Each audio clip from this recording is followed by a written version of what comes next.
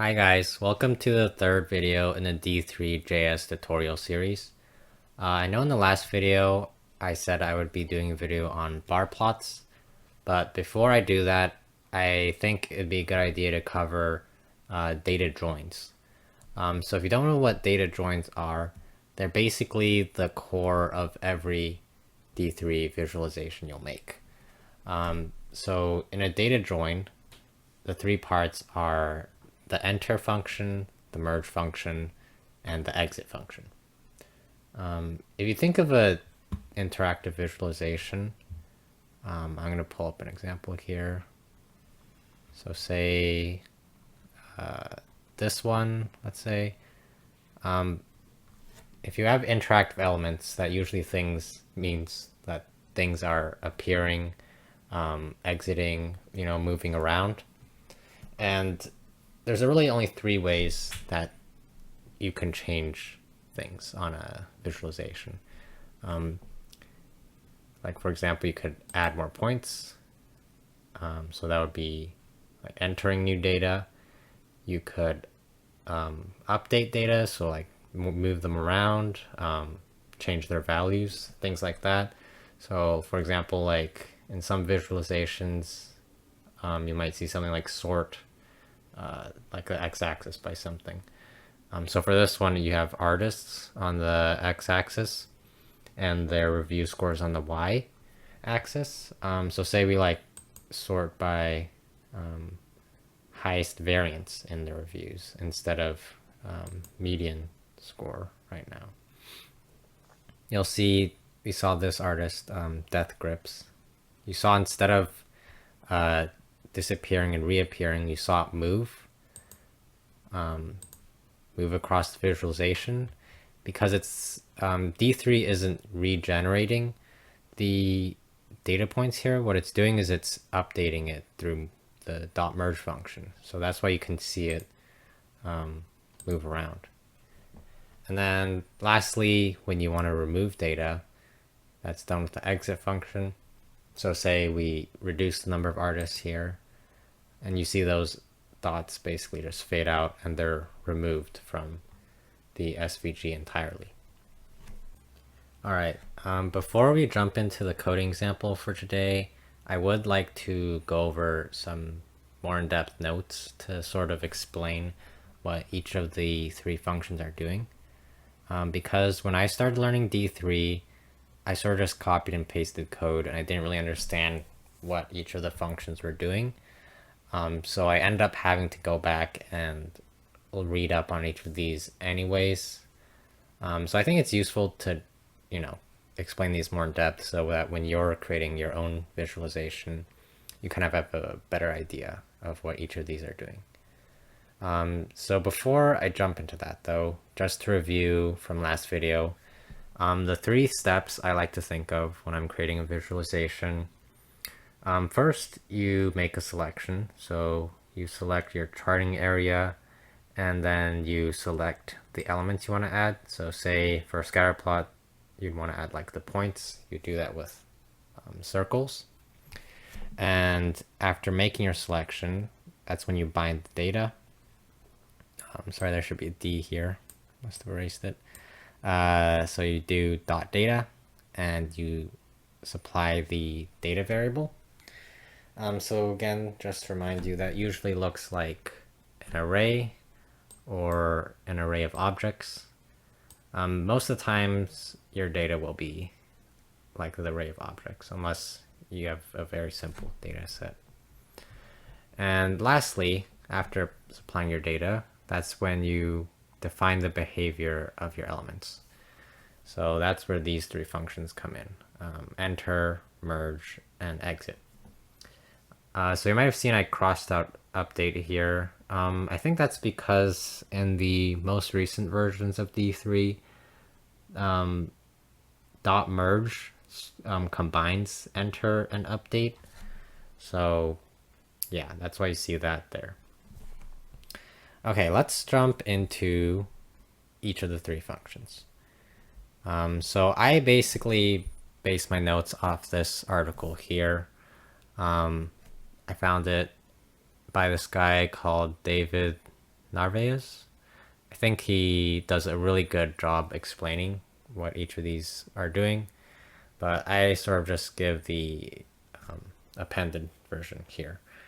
So yeah, so first with dot enter, like I said earlier, that's when you want to add in new data points to your, or not data point, new elements to your visualization. So the scenarios we want to do that are when you have new data, for example, that aren't represented yet in the DOM. So say there's like a scenario where the DOM, the document object model, it currently shows 3 points here, and they reflect these points in data. But say your data changes, like say the user applies a new filter that changes the data to include 4 and 5 also, you want that to show up in your DOM. So what you need to do is call dot enter on this new data. And what it will do is create these temporary elements that don't show up yet. But the way you create the actual elements is calling dot append. So what append would do is it goes to each of these new elements and it appends a circle. And you can define the attributes of the circle, so like the radius, for example, with dot attribute, and then you would type like r and then the size of the radius. Maybe you want it to scale with your data or something. So yeah, that's dot enter. And dot merge, this is a bit more complicated, but like I said earlier, dot merge is basically the combination of dot enter and dot update. So what it does is it selects the document, or sorry, the elements that are already in the document object model, so these 3, and the 2 that are not. And whatever attributes you define here, they apply to all 5 of these, as opposed to just the 2 new ones, like in dot enter. So if it's still confusing right now, I think with the example we'll do today, it'll be a lot easier to understand. And the last one is dot exit. So this is the like opposite case of dot enter. Say the user applies a filter to your data and the 4 and 5 are removed from your data. So your data is just these 3 now. But now you have these 2 elements here that aren't linked to any data. So you want to remove these 2. So what you need to do is define a dot exit function. And when your data is removed, the dot exit function is called, and this doesn't actually remove your data yet. Just like in enter, how you had to append, after exit you have to call dot remove to actually remove these elements from your DOM. Okay, the last thing in the notes before we start our coding example is this method, dot join. So this is a newer addition, I believe, to D3, and it's basically the same thing as calling dot enter, dot merge, dot exit all in a row, but I think it's just a convenience method. You'll see in some code where in some cases you can just call dot join and then the element, say like circle, and instead of writing out enter, merge, exit, it's sort of like a shorthand. And if you do want to write it out explicitly, it's basically the same as calling these, but instead of calling the individual methods, they become the parameters for this dot join function, and you'll just write them out in here. And in this video, I'll be writing the code in a dot join method, so you'll see that in action. Before we start with our coding example today, I'd like to show you what we'll be making. So let me open the local server, and then if I go live,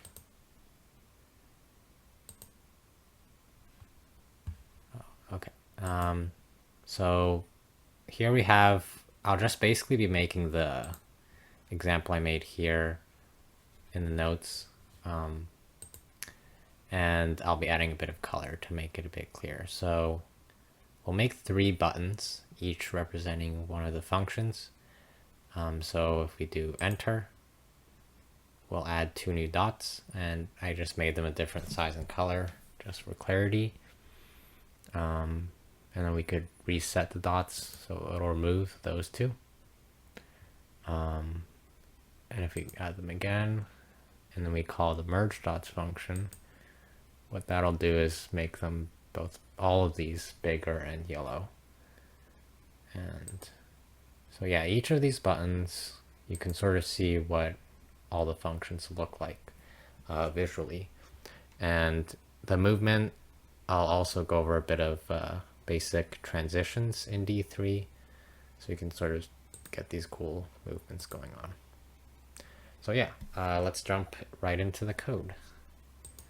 So if you have the code from last video, I'm basically just using the iris plot code. I'll be starting off with that and working with that as a baseline.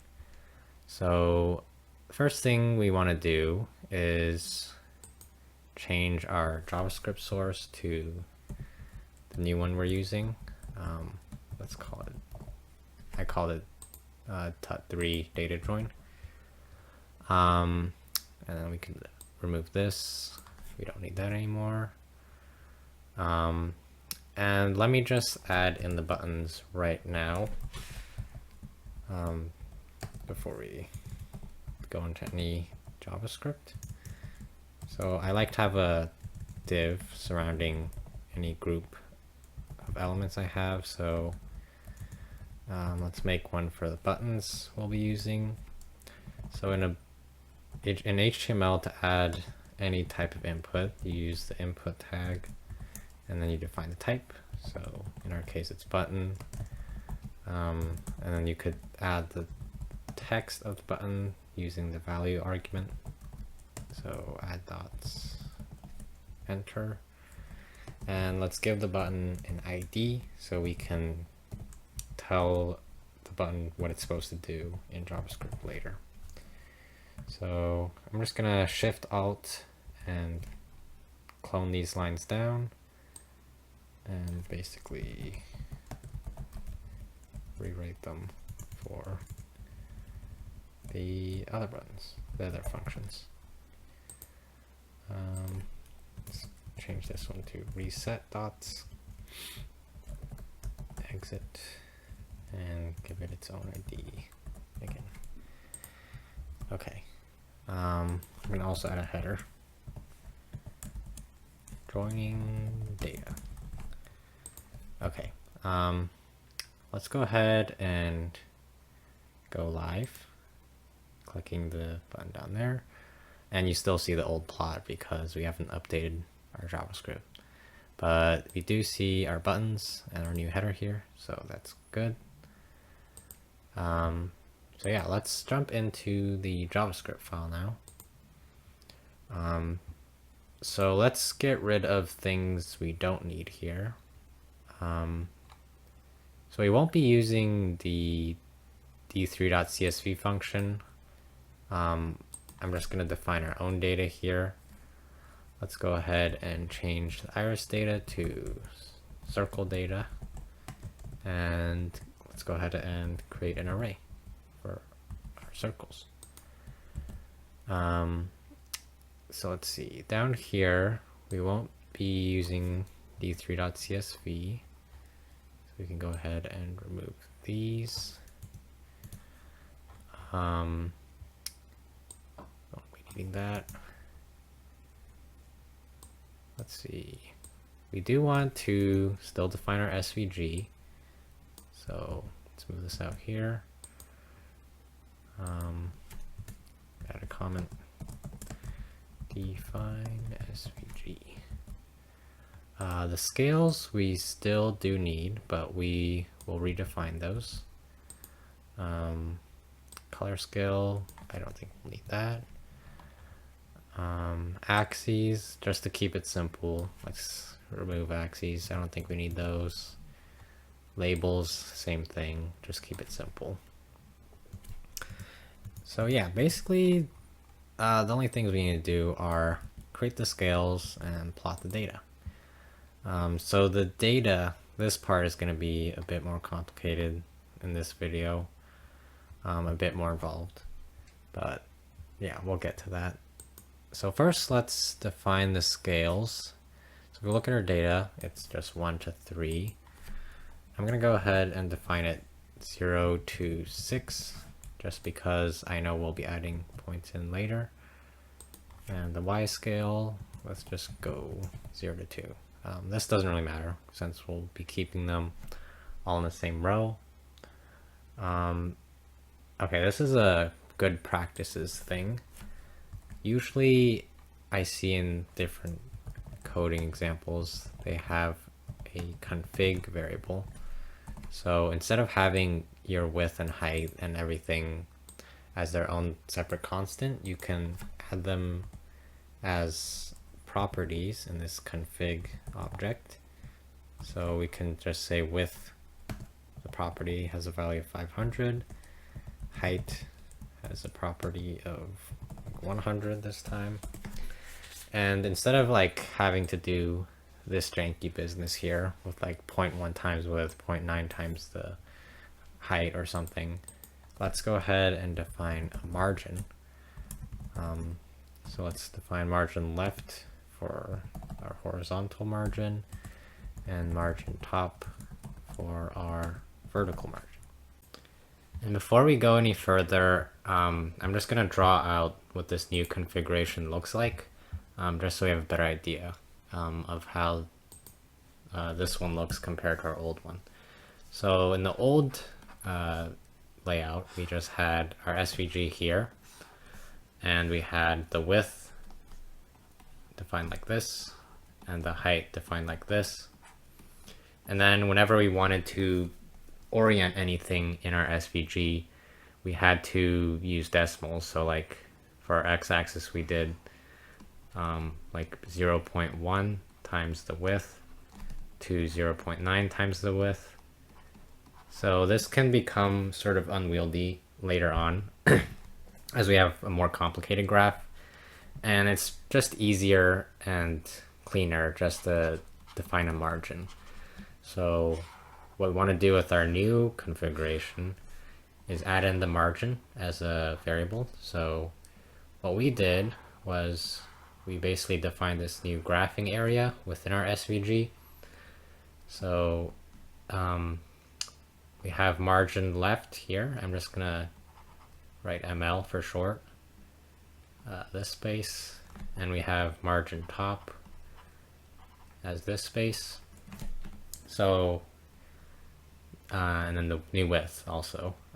The width is just the width of the graphing area, and the height is also just the height of the graphing area. So now when we define things like an x scale, it would instead just be something like from margin left to margin left plus width.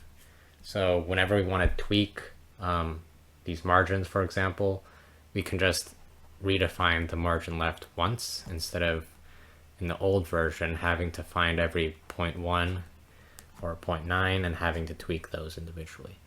So this new model is basically a lot easier to work with going forward, so that's what we'll be doing.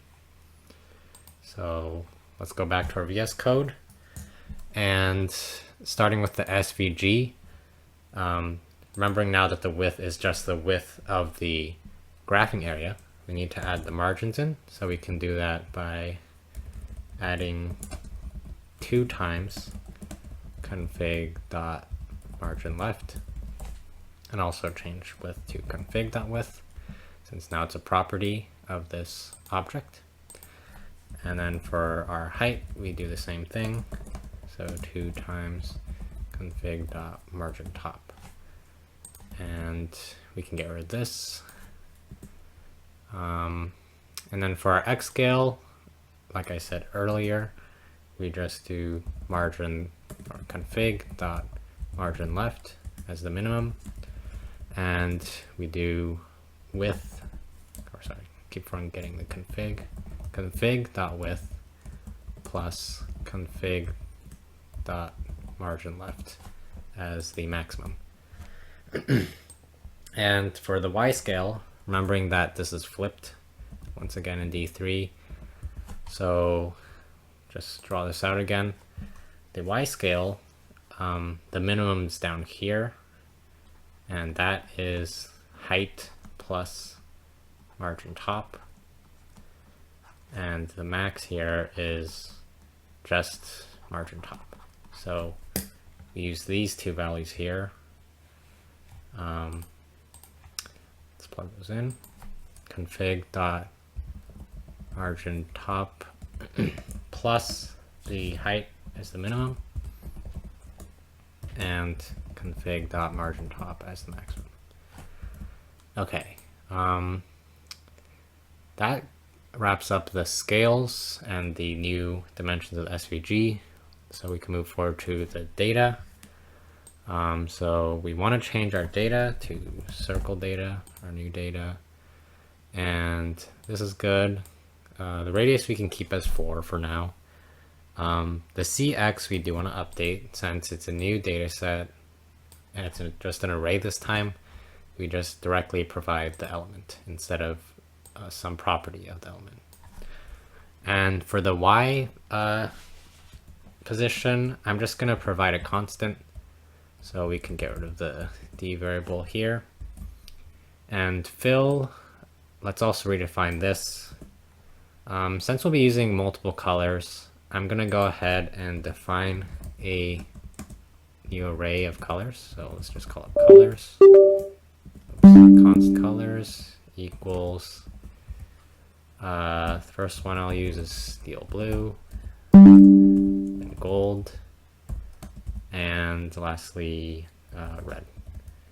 So after adding that in, when we go down here to fill, once again, we can just go ahead and type colors 0 to use the steel blue. And oh, there's an extra parentheses here. Let's get rid of that. And because I won't be doing the dot join function just yet, let's go ahead and change this to the enter append syntax. So you want to just get rid of dot join, whoops, and then just have dot enter instead. And make sure to add a semicolon. And also we need to change our iris plot ID to circle plot. And if we go to our live server, we do see the dots show up, so that's good. So that plots our initial dots, and let's add our button functionality. So the way you select a element, usually it's with an ID or class. So let's first start with the add dots button. So in JavaScript, what you want to do is first you want to select the button. So let's give it a variable, add button. And the way you select in JavaScript is document dot get element by, and then here you can see lots of options. Class name, tag name, etc. We'll be using ID, and we just, whoops, that copy the right thing. Just copy the add buttons ID in, and now this add button variable is a selection for our button. And to add the functionality, what we want to do is just call the onClick on add button, and we want to assign an anonymous function as the value. So this is basically saying when this button is clicked, run this function here. So because I want to demonstrate the enter, update, or merge and exit functions separately, I'm going to go ahead and create a sort of switchboard function here that I'm going to call update dots. So let's create a function here. And what it's going to take as parameters are the circle data. So I'm just going to call it new data. The color of the circle, fill color, and the radius. And also the type. So the type of button. So we'll just give it a default of add. Okay, so first for the add button, so let's say if type is add, then we want to plot data. Let's make another function here. Sorry, a lot of functions. Let's call plot data. So that's basically what we have here. Let's just enclose this in another function called plot data. So you just want to wrap this around in a function. And what it does is takes these as parameters. And in this function, we'll just be using the .enter method. So when we pass it these parameters, let's rename this to circle data to match with our data variable here. We basically can update these to the parameters. So the fill color will just be this parameter. The radius will be this one. And because before it was just running these lines as we ran the JavaScript file, we do need to call plot data one time just to get the initial dots in. So the data would be circle data. The fill color, it was the steel blue, so that's 0, the first one. And the radius, let's go ahead and give it a radius of 10. So if we save that, go back, just check that our dots are still here. Yep, still there. And then so the button, what we want to do is call our switchboard function, not bots, update dots. And we want to give it new data. So before, or initially, our data is just 1, 2, 3, and we want to add in 2 new dots. So we want to add them in at positions 4 and 5.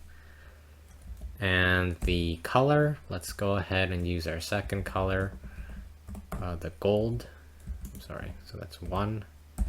And let's go ahead and give it a different radius of, let's say, 5. So let's save and go back here, call add dots. We do see 2 smaller yellow dots show up. So that shows that our function here is working. So let's go ahead and make some quality of life changes here. I'm going to add in a stroke, which is an outline to the circle, just so it's easier to see them, especially with the yellow ones. I think it kind of blends into the background. So let's make it black, a black outline, and give it an outline width of 1. Oh, this should also technically be style, dot style. So if we save that, go back, now we see a nice outline on our circles. And I'm gonna quickly teach you how to add a transition. So if you notice now, the dots sort of just pop in, but if you want them to sort of like transition in from a certain point, we can do that. So the way you do it is actually really simple. You just type dot transition, and what dot transition does, it applies an animation to everything that comes after it. So if we go here and refresh, you see the dots start off with their default position and transition into the values that we provide for it. So if we do that with our add dots function or button, you see it does the same thing. So they're kind of coming in a little fast right now, and you can actually slow them down or speed them up with dot duration. It takes milliseconds as the parameter, so if we want 2 seconds, we just type 2000, and you can see they load in a lot slower. Yeah, so that's our add button. And let's do the same thing for our, I'm going to skip merge for now and do remove first. So it's going to look pretty similar. So I called it reset, so I'm just going to stick with that. Reset dots button. Yeah, that's the ID. So reset button on click. We want to remove the 2 that we added, so reset it. So 1, 2, 3, get rid of 4 and 5.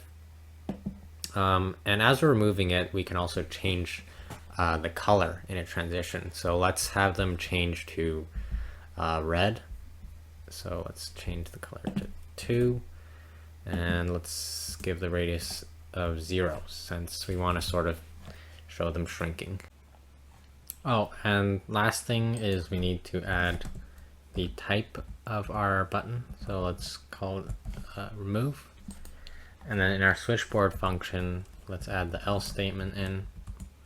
And we're going to create a new function called remove data. And it'll take the same parameters as plot data. So it'll look pretty similar. So let's just go ahead and copy our plot data function down. And the only difference is instead of enter, we now want to call exit. And we don't need append anymore.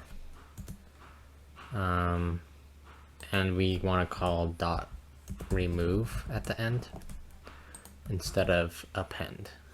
So let's go ahead and save, and let's open our live server, and let's see if this works. So we add the dots in first, and if we click the reset, we can see that they shrink away, and you can see that they also turn red as they shrink. So that's a nice little addition. And remember that if you don't call dot remove, I can actually do that here. Let's see what happens if we don't call dot remove. Let's save it again. I'm going to open the inspector here. So let's add the dots. Okay, and then go to Elements tab and select one of these.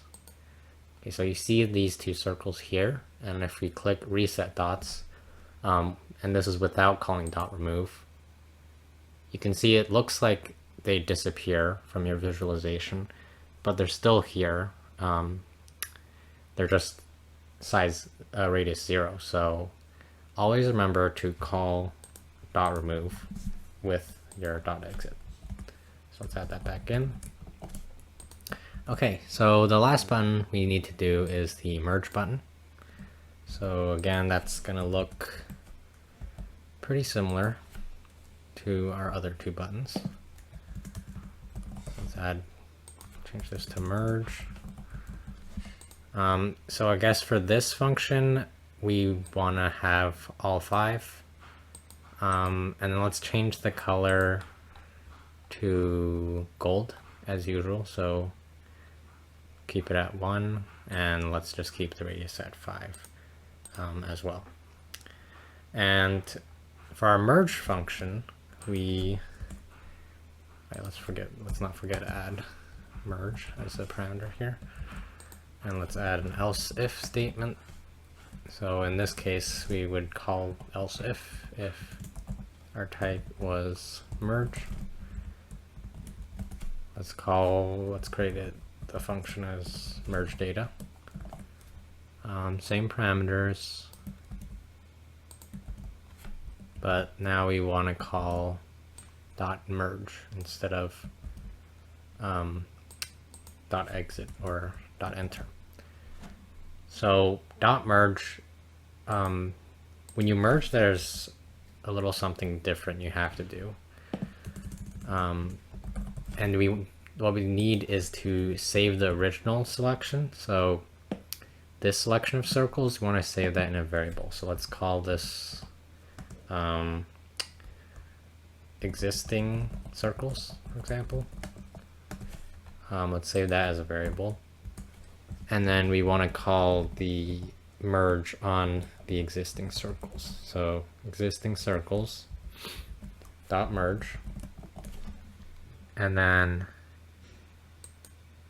in here, oh sorry, I forgot to add something. Before you merge, you do need to call dot enter. And again, we want to append the circles. And here you want to, in the merge function, you need to provide the existing elements as well. So if we go back to our notes here, remember that merge, there's two parts of the selection. So there's the existing elements and the new elements that you're adding. So that's basically what we're doing here. The enter append, that's the new elements, and the merge, that's the existing elements. So here we're selecting both and then applying our changes to both. So let's get rid of the remove here and let's see if this works. Okay, so save. And let's first add the dots. Okay, something went wrong. Let's see. So the merge data, this function looks okay. Calling it here. Oh, I forgot to update the ID. So it looks like our add button was basically performing the merge function instead. So if we save that and go back, okay, this should work. Okay, so we add buttons in, and then the merge function should apply to both these selections. So merge, right? So we see that it applies to both. Just to make that clear, wait, I think in the original, yeah, let's change the radius to 10 just to like show that this applies to both. So we can just call merge actually, and we see, actually that didn't show it. If we add the dots, so we have the small yellow ones and the large blue circles, and they should all become large and yellow, which they do. So that's good. That's all the functions shown here today. You can sort of play around with the buttons, see what they can and can't do. You can see also that with transitions, you can actually sort of call multiple functions at the same time. Like you'll see, if you reset, if you like call reset while we add the dots, they'll sort of just disappear while they're moving to their position. But yeah, I think since this video is running a bit long, I'm going to go over the dot join function in part 2 for this video. And also I'll talk about the update cycle in D3. So thanks for watching, and if you have any questions, feel free to leave a comment below.